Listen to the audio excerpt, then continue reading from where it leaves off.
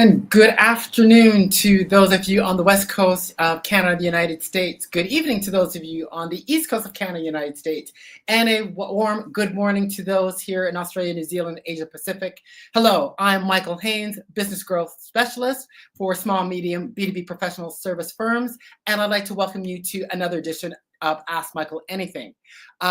Please say hello in the chat and let me know where you're coming in from. And hello to those of you watching on the recording via LinkedIn or on YouTube. For those of you that are new to watching Ask Michael Anything is an interactive Q&A show that I do about twice a month. It is aimed at helping to educate, inspire, inform the leaders of small and medium B2B accounting, technology, and law firms to help them build and grow the companies that they seek and have the impact that they're looking to have. So very excited and happy to be here today. For those of you who are new, the format is very much that it is an interactive Q&A. I always have each episode will be 3 tips, 3 insights, 3 strategies, and then we'll open it up for any questions that you may have that's live here on the chat. And then I also have some questions here with me as well. So for today's episode, we're going to be talking about 3 strategies that you can be using to expand your client base and drive business growth. So how do you expand your current client portfolio? How can you achieve growth from the current clients that you're having? I'm going to talk about 3 strategies today.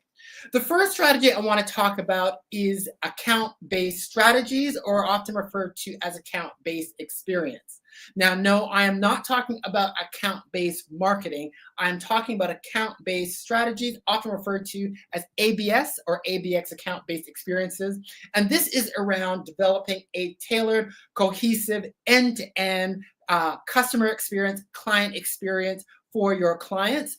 So it is, what is that tailored plan, tailored, holistic experience end-to-end from the very first time that a client is a prospect and engages with your organization, which might be through the website, right through to making that sale, that interaction, right through to post-sale service and support.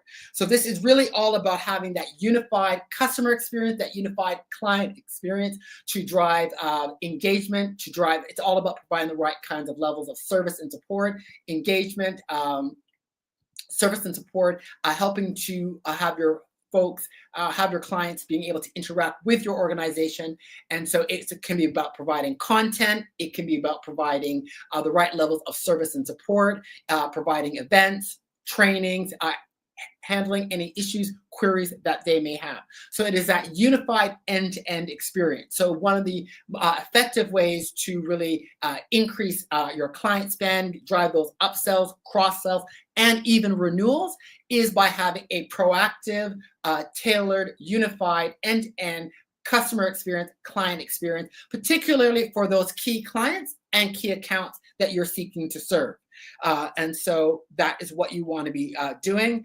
Now, the ability to do so will require a couple of things. One, this is cross-functional. This is not a marketing function. This is about having a plan that is cross-functional, that is addressing those key points, those key interactions that your clients will be engaging with your accounting firm, with your technology company. So it will be everything involved from the likes of your website. It's going to be around the service and support. It will involve training. So your salespeople, yes, your marketing people will be involved as well. Your client delivery folks, even potentially those involved in training and development, because you may be doing workshops and trainings, your operations people. So it's all of those people getting them involved and putting together that holistic end-to-end plan of what is going to be the experience, the engagement, the interactions that you're going to be providing to your clients. Now, the key to being able to do this effectively, to deliver an effective customer experience, an effective client experience for your accounting firm, accounting law firm clients, for your technology company customers, is that you will need to have an effective, what I call listening system, client feedback mechanism and loop, so that you're gaining the understandings, gaining the insights from a buyer level, from a decision maker level, that you're understanding what are their needs, priorities, and requirements that they're needing in the end-to-end, in their interactions with your accounting firm technology practice. So you need to have that, you need to have a mechanism in place to be regularly gathering those insights. If you check out on my website, I do have a number of articles and videos which talk about in detail some of those mechanisms that you can be using to garner and regularly gain and understand what are the needs, requirements, preferences, preferred channels, etc. for your clients. So the likes of doing customer visits, strategic customer workshops, where you're having workshops and you're engaging with the relevant cross-functional members of your clients' organizations, depth interviews, service reviews, operational service reviews are also very effective to be done, particularly in the settings of technology companies. These are some of the mechanisms that you want to be using, having set up within your organization so that you're regularly gaining the feedback from your clients, from the relevant decision makers and stakeholders as to their needs, requirements, where are the areas for improvement, so that they can be fed back into your organization.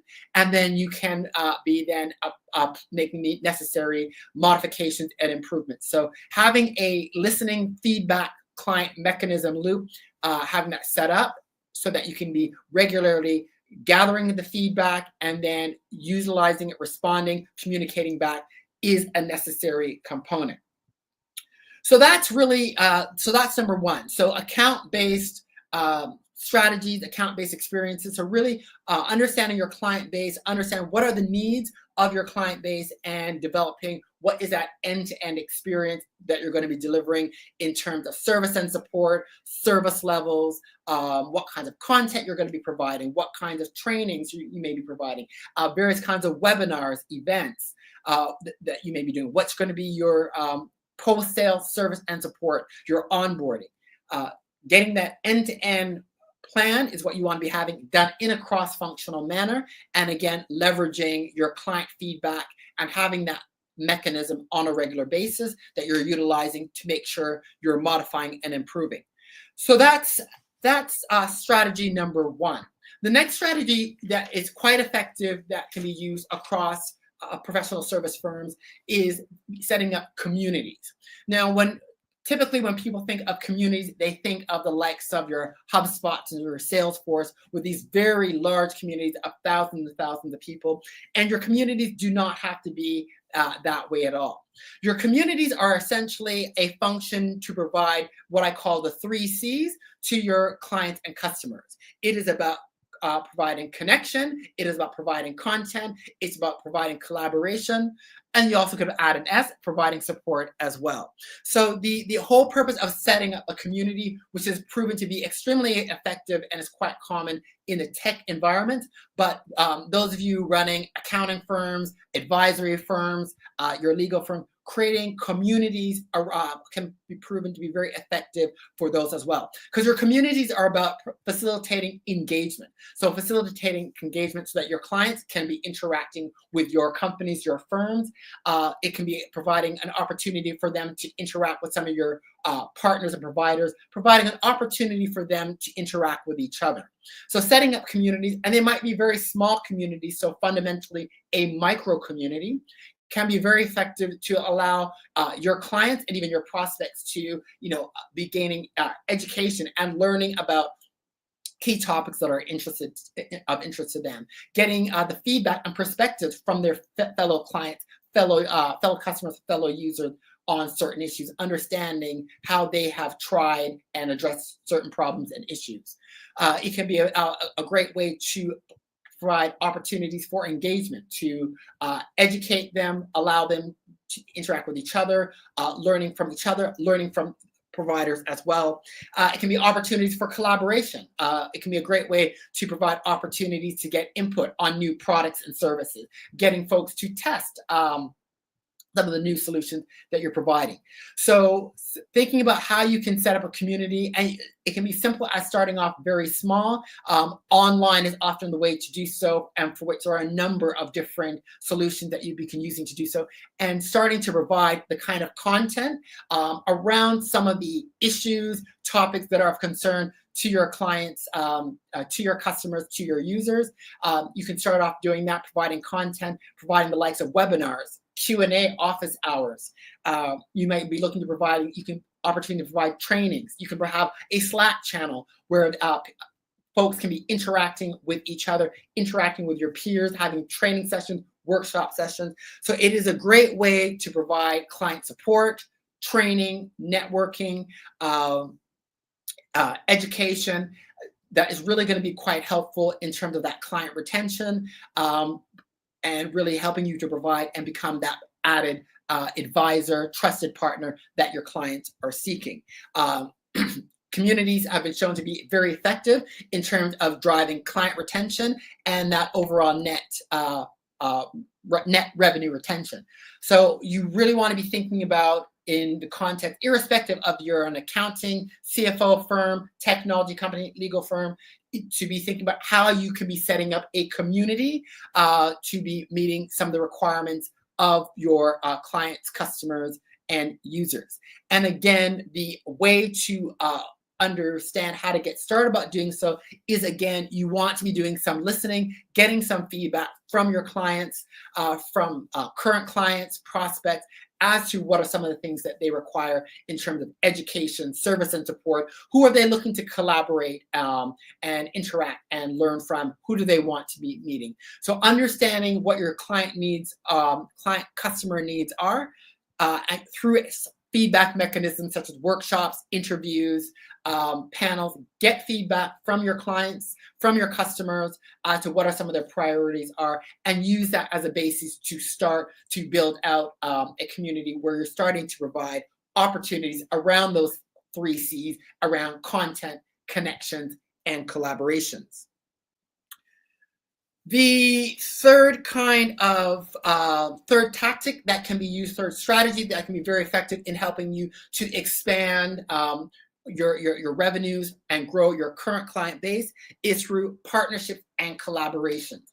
Partnerships and collaborations can be extremely effective because our B2B professional service clients and customers, they quite often have very broad holistic needs. Many of our clients, they are looking to undertake new innovations. They're looking to develop new products, new offerings. They're undertaking new things. And so they will have a raft of requirements that they are looking to have met.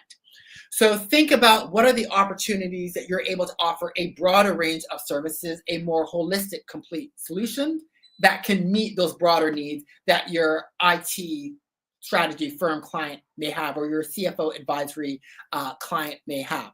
So thinking about those broader needs, and again, you will ascertain what those broader sets of needs are, again, through having an effective listening mechanism is set up within your firms, your companies. A couple of examples of how you might be able, you might do so. So you might be a technology company, for example, an IT strategy firm. Depending on what your goals and objectives are within your organization, you might be thinking about how you can be tapping into and servicing the needs of, let's say, financial service firms, mid-market financial service firms. So one way you could be doing so as an IT firm is you might be looking to come up with a holistic solution by partnering, let's say, with a marketing strategy firm or a tech stack company so that you can provide that holistic, not just the IT strategy components, but you can be working with them to help providing some of the marketing, MarTech components to provide that holistic solution. So marrying up IT with the likes of tech, marketing can be one way of doing so. That's just one example. If you're a CFO firm providing strategic financial advice, you might be looking at, depending on who you're serving growth companies. You may be looking to potentially, you could be partnering with a strategy consulting firm, a IT firm to provide that holistic set of strategic advice across financial, business strategy, and IT strategy. So providing a holistic solution, which might encompass the likes of workshops, action planning, implementation support sessions, as an example. So again, the starting point, again, though, is very much really understanding the goals of what your organization is looking to do, getting an understanding, again, of the requirements, the needs, requirements, the goals, objectives of your clients, of your key prospects and getting that at a buyer level, and then seeing based on those where might there be opportunities to partner and collaborate. Now, the partnering and collaborating can be, you may want to start off small. So it could be around collaborating with the likes of maybe just a workshop, something smaller, then leading up to more broader, holistic bundles and packages right through the implementation offerings. But the starting point is understanding your goals and priorities and objectives, and making sure you have an understanding of what your clients' needs or requirements are, those broader set, and then identifying what might be the right kinds of partners and the right kinds of offers that you may want to be putting together to do so. So I've talked about account-based experience, so having a tailored, holistic, end-to-end client experience, customer experience for your B2B accounting clients, accounting tech, legal firm clients and customers, so that ABX is one, establishing communities. So how can you create a community? You're bringing together your clients, members of your staff, your company, members of your broader ecosystem to provide content, collaboration, connections. That's the second way. And then the third way that you are able to do so potentially is through by providing the opportunity to collaborate on providing those broader holistic offerings that you can be meeting that broader set of needs for your professional service firm clients. So again, in all cases, it's going to be a key important component will be about having that depth of understanding at that industry level, market level, at that buyer level as to their needs, priorities, objectives, pain points. So having that listening mechanism set up to enable you to establish these initiatives, be it your ABX strategies, your communities, partnership collaboration, but then also in order to making sure you have a regular cadence of getting that client feedback so that you can be making the relevant iterations, refinements around those initiatives. Again, if you have any questions, please put those in the comments and I will try to answer them for you.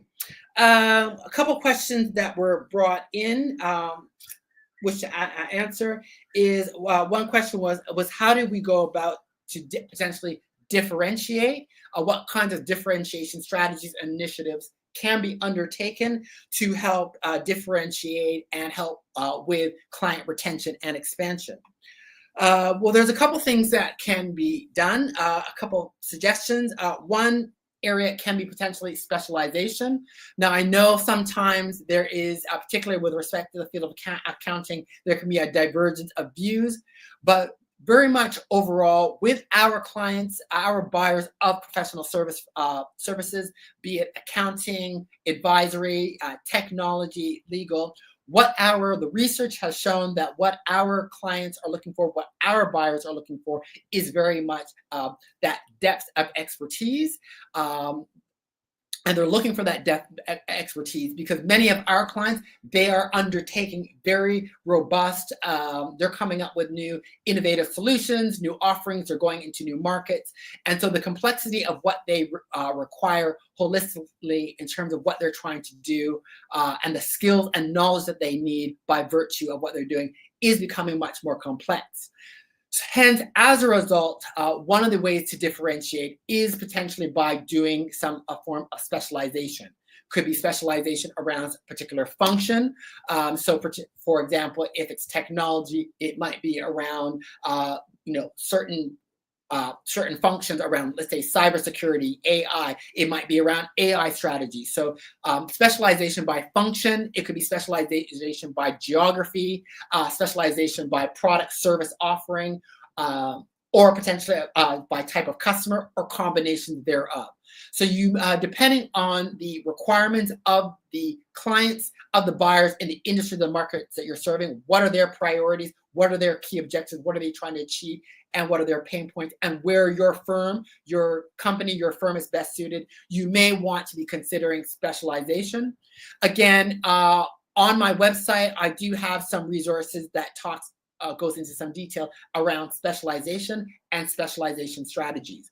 So specialization is one way in which you may be able to differentiate, and that may be relevant, again, understanding, listening to the market, getting that client feedback, from your market, from your customers, from your networks as to their needs, priority requirements will help you determine, what kinds of specialization, if it's relevant, and what kinds of specializations might be best needed, sought after, and suited for your firm. One other way to differentiate can be through providing, again, going back to my previous point about catering to some of the broader sets of needs that your clients have. So doing things such as providing the likes of workshops on some of the key topics and areas that are of priority to your clients and customers.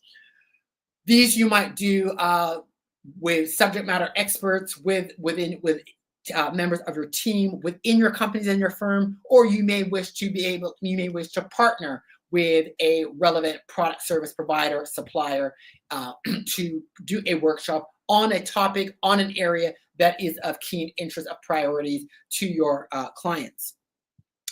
Another thing that you want to do on how you might be able to effectively differentiate, which is similar on the lines of what I talked about previously in terms of communities, establishing mastermind groups. So mastermind groups, which are almost like a nano, really, form of a community. So mastermind groups are when you're bringing a group together.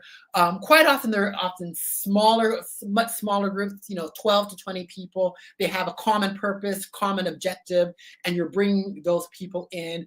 Again, it's very much around, content, content, connection, collaboration, problem-solving support, creating a mastermind group to cater to a group of your clients, group of your customers that have a common objective, common vision, and where you can provide, again, those 3 C's around content, connection, collaboration, problem-solving support can be highly effective. And this can and is being done across all of these sectors that I'm speaking about today. So your accounting and CFO advisory firm, there are a number of firms that are starting to do this. In technology as well as legal, because the buyers of one of the things that the buyers of professional services are often seeking is that what I call AIR, advice, insights, and recommendations. They want to be able to interact and get insights and recommendations, ideas, share experiences from their peers, from experts, from other related product service providers. So mastermind groups, setting up those small mastermind groups is another effective way to differentiate and to add significant value to your clients and customers. It will serve potentially and provide significant value to your firm, as well as it can also be an excellent revenue stream. Some other things that you can be doing to differentiate, create value that is going to help drive client retention and expansion can be the likes of having some exclusive events. So for some of your, highly valued top tier clients and customers, loyal clients and customers, you may want to have exclusive trainings, workshops, special kinds of like summits, events where you're bringing together, guest speakers, other members of your relevant industries, your ecosystem, for education, trainings. It might even be a go-away retreat where you're going away for a couple of days and you're bringing together members of the ecosystem. So your company, some of your clients, some relevant partners for an experience, which might involve a bit of fun, bit of education, training, nice meals, those kinds of things. So so those exclusive VIP events, retreats, those can be a great way where, again, you're providing that connection, education, insights, opportunities to engage, interact, network. Those with that kind of exclusivity, giving them access to those industry leaders, experts, that can be a great way to differentiate add value, and that will really help drive client retention, client renewals, upsells, as well as to be your advocates and and referees for you. Providing access to new offerings is another way as well that you can effectively provide additional value that's really going to help drive that client retention and expansion. So, as you're developing new offerings, example that's very relevant in a technology space, providing them opportunities to try that new solution. But that can similarly be provided in an advisory context. If you're coming up with a new kind of workshop, or you might have a new tool to drive strategic analysis and decision making, that new solution, again, providing some of your clients, some of your VIP, those very important clients, those loyal clients, giving them exclusive access to use it, giving them the opportunity to provide input as well to how to improve and make it better. That can be a significant win-win in terms of building that client loyalty and stickiness, and leading to retention, but also to help you improve and enhance your offering as well. So those are some ideas, strategies that can be used to help drive that client retention and upsells, cross-sells, and even those references and referrals. So again, to recap, think about where within your accounting, tech company, law firm, you may be able to, what is the holistic client customer experience you want to be providing end to end, or where are there opportunities to provide education, tailored education, service and support, opportunities for people to engage, clients and customers to engage with each other, to engage with your company, to engage with some of your partners, members of the ecosystem. So that's one. On a similar kind of theme, another initiative that's potentially useful is establishing a community, again, to provide opportunities for content, connection, collaboration, where clients and customers can ask each other questions, gain ideas. There's opportunity to get trainings, to network, to interact, to get service and support. So think about those opportunities to set up a community. Again, it can be a very small community that may only have 30, 50 people, but bringing them together and really understanding their needs, their requirements, and building the community, the offerings of the community based on their feedback, getting your clients and customers involved with building out that community can be highly effective in generating that loyalty, that retention, which is going to lead to referrals, upsells, cross-sells, and then partnerships and collaborating. So think of opportunities to partner and collaborate to meet some of those broader holistic needs of your clients and customers. Now, you can even start off small, like I said, by collaborating to do a joint event, which might be like a workshop, a roundtable, or a breakfast, where you're providing insights and information, opportunities to connect. You may start off small, eventually moving up to setting up and creating that holistic consulting, holistic professional services bundle, where you're providing a combination of programs, services, and support to meet broader set of needs. So there's a number of ways that you can collaborate. And then thinking again of other ideas of other initiatives, such as what I've talked about, exclusive events, setting up the likes of mastermind groups, doing workshops. These are all some of the ways that you can expand the value that you're delivering to your clients. That can be a win-win to both your clients and customers and to your organization. All right, so that's all I wanted to go through today. I hope you found that useful. If you have any questions that you would like to have answered further to this topic, please put them in the comments, and I will look to answer those at some point online. If you haven't connected with me, please connect with me on LinkedIn, and also visit my website, listeninnovategrow.com. On my website, there is a whole portfolio of articles, videos, playbooks, checklists of various tools, insights to help us in the world of B2B professional service providers on how we can build and grow our firms and acquire, retain our clients. So lots of ideas, insights, and inspirations are there available for you. The next Ask Michael Anything will be on April the 9th and 10th. And I will have notices on LinkedIn for you. So hope you found this useful. Again, please reach out to me if you have any further questions on these topics, or if you have suggestions as to other topic areas you'd like to see covered on Ask Michael Anything. Until next time, I'm Michael Haynes. Take care, stay safe, and I'll see you next time.